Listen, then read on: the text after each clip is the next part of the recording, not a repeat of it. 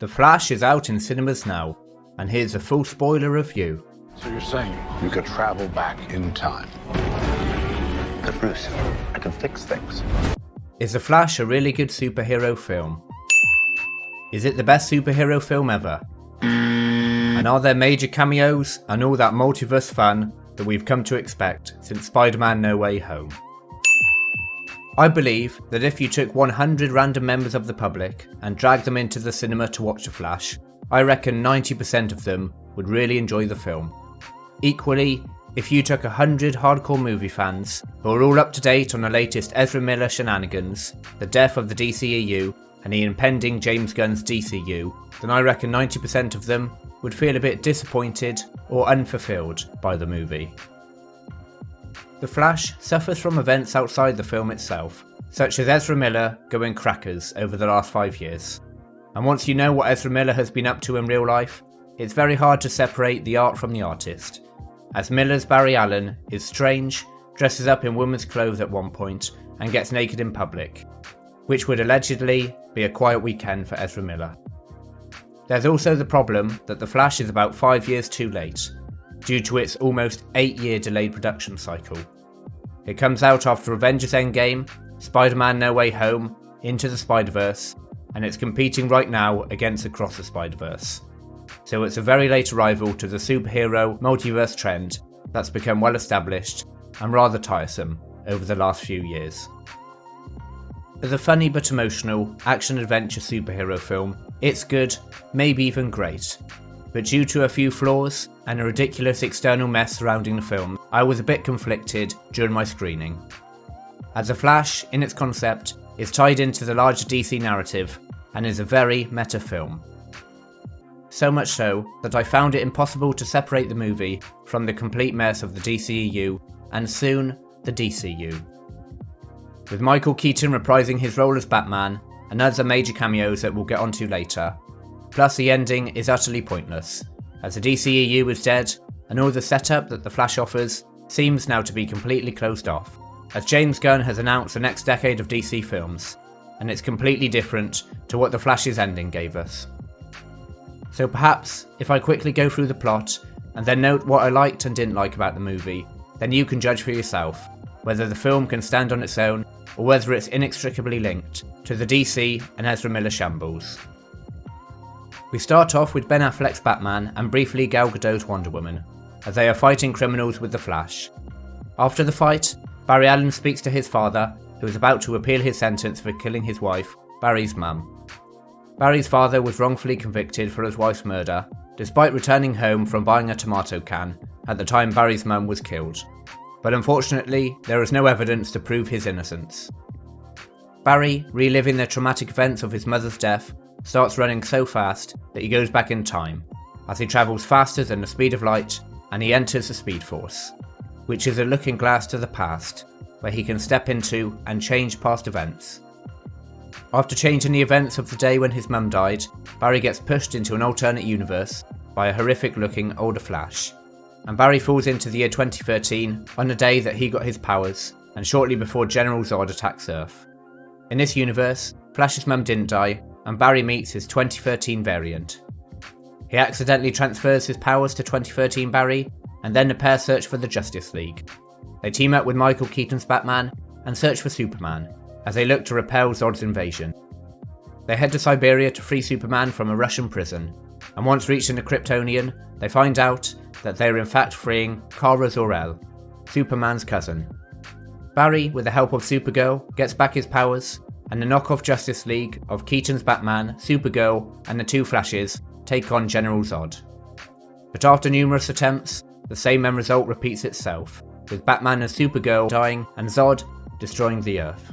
2013 Flash wants to keep trying and goes back to the battle time and time again to try and beat Zod, whilst Barry realises that this version of Earth has to die, as it's a fixed point in time that cannot be changed.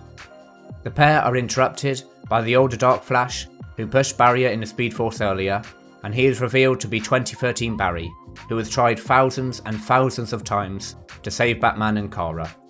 The Dark Flash doesn't want to give up, as if Zod wins, his mum, father, and the rest of the world will be destroyed by General Zod.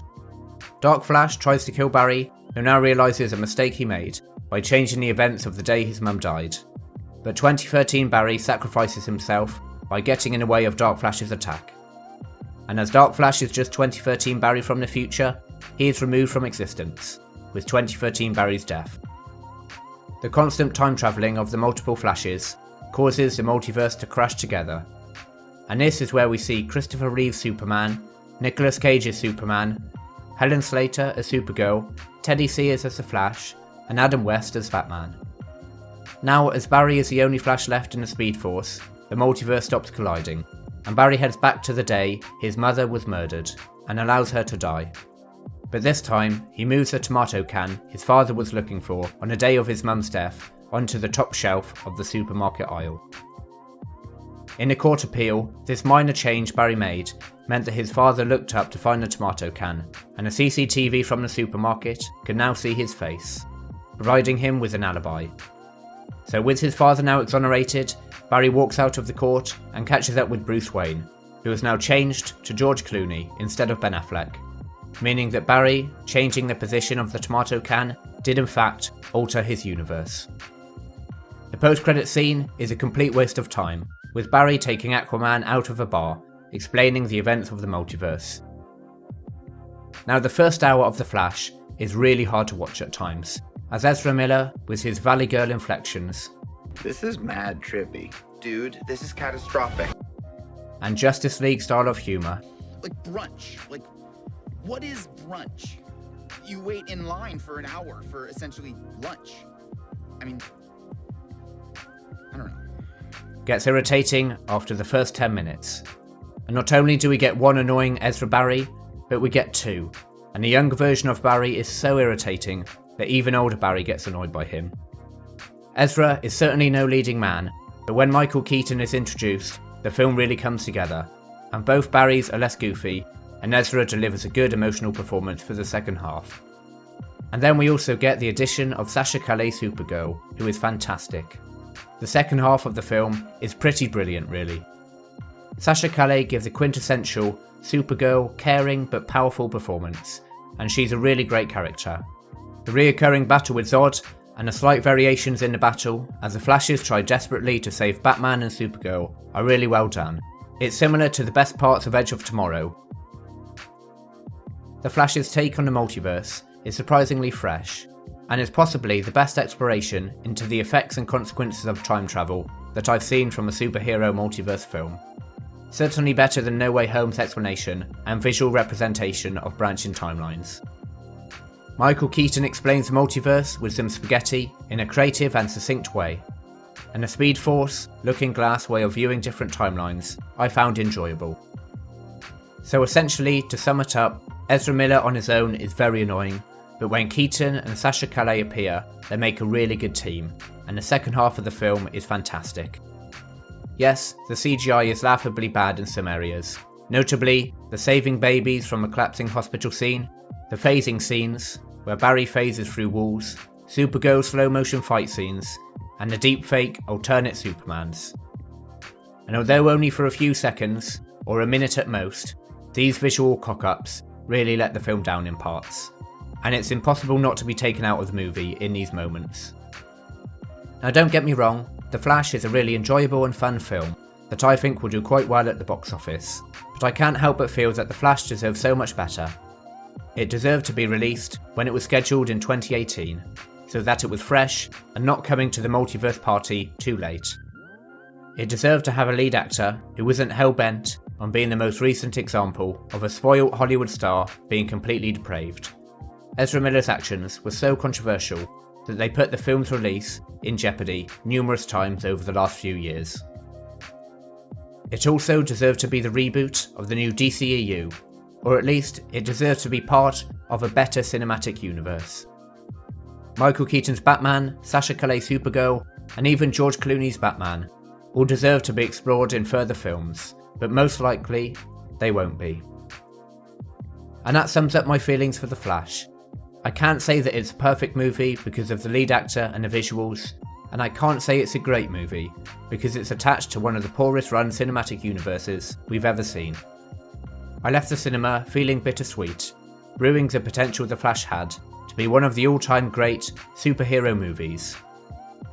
I've rated The Flash with a 7 for plot, entertainment value scores 9, characters and performances score 8, visuals 6, sound 8, and ending scores 7. My overall rating for the film is 75%. Looking at the Film Club leaderboard for recent films over the last few years, The Flash sits in 8th place. The visual score of 6 and the ending score of 7 really prohibit the film from being a top 5 movie. My rating of 75% is more than a Rotten Tomatoes critics rating for The Flash, which stands at 66%, whereas the audience score is currently 86%. The IMDB score is 7.4 out of 10. Have you seen The Flash, and what would you rate the film out of 100%? Were you able to detach the film from all the noise surrounding it? Or like me, did it affect your overall enjoyment of the movie? Let me know in the comments below. If you're new here, please consider liking, commenting, subscribing, and gently tapping the notification bell. It's early days for Film Club, so doing this really helps the channel to grow. We cover all the best movies and TV shows, as well as the occasional video essay. So for more reviews and video essays like this one, please consider subscribing to the channel. Thank you, and see you again.